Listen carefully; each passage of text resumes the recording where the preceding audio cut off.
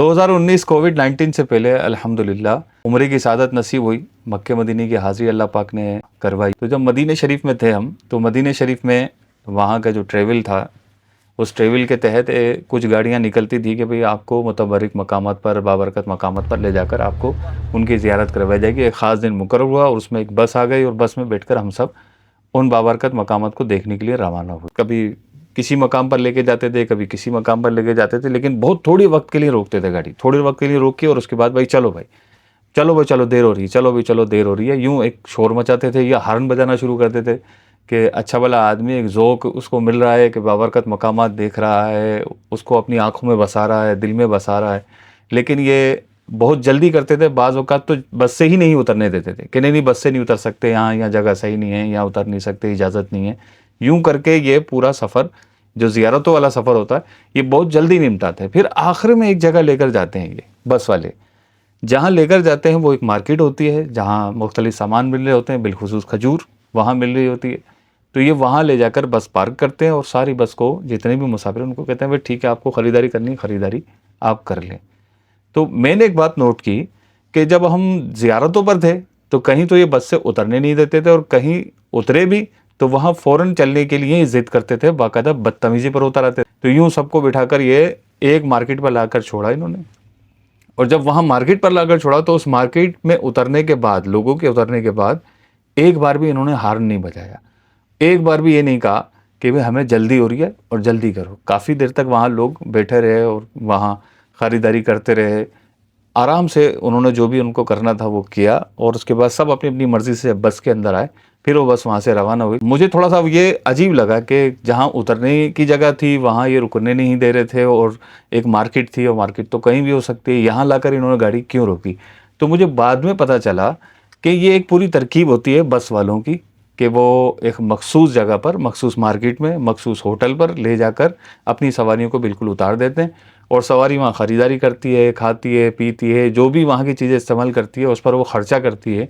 तो वो सारा ख़र्चा उस होटल वाले का, उस मार्केट वाले की एक तरह से वो सेल होती है और उसकी दुकान चलती है, उसकी मार्केट चलने लगती है।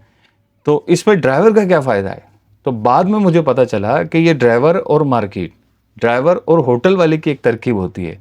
होटल वाला ड्राइवर को और उसके साथ जो भी उसका अमला होता है उन सबको ये खाना पेश करता है, चाय पेश करता है फ्री में। तो ये क्या करते हैं, ये सारी सवारी उसी होटल पर ले जाकर उतारते हैं जहाँ ये सब कुछ इनको फ्री होता है, बिल्कुल फ्री होता है। तो इस मामूल से जो ड्राइवरों का है और होटल वालों का है, एक बात तो बिल्कुल वाज़ेह है कि ये सरासर रिश्वत है होटल वालों की तरफ से जो ड्राइवर को दी जाती है खाने की सूरत में। किसके एवज़ होती है ये रिश्वत? इस एवज़ में होती है, ये बस वाला जब भी यहाँ से गुजरेगा इस रूट से और जो सवारी होगी वो हमारे ही होटल पर रुकेगा और हमारे होटल पर रोककर ये सवारी को यहाँ छोड़ देगा और ये सवारी यहाँ ख़रीदारी करेगी, खाना खाएगी, चाय पिएगी, कोल्ड ड्रिंक पिएगी, ये जो भी वो मामलात करेंगी, ख़र्चा करेगी। तो यूँ हमारे होटल की एक सेल बढ़ेगी, एक रश नज़र आएगा और एक नफसियाती तकाज़ा है कि जब लोग देखते हैं और गुज़र रहे होते हैं और रश देखते हैं या लोगों के आमदोरफ्त देखते हैं तो उनको लगता है कि शायद ये होटल सही है। जब ये लोग यहाँ रुक रहे हैं तो वो भी इनकी देखा देखी वहाँ अपनी गाड़ी पार्क कर देते हैं और वहाँ से ख़रीदारी शुरू कर देते हैं। तो ये पूरा एक इनका नेटवर्क बना हुआ है होटल वालों का और ड्राइवर हजरात का। तो ये होटल वाले जो ड्राइवरों को देते हैं ये सब रिश्वत के ज़ुमरे में आता है। इसी तरह ड्राइवर जो होटल वाले से लेते हैं खाने की सूरत में, चाय की सूरत में, ये भी रिश्वत की सूरत में आता है। तो अगर इस पर अगर कोई कहे कि नहीं ये तो तोहफ़ा है, तो हमेशा याद रखिए तोहफ़ा और रिश्वत में एक बड़ा वाज़ेह फ़र्क है जो अगर आप ज़हन नशीन कर लें तो इंशाल्लाह कभी भी आप धोखा नहीं खाएंगे। तोहफ़ा के बदले में कोई चीज़ देना लाजिम नहीं होती, तोहफ़ा तोहफ़ा होता है।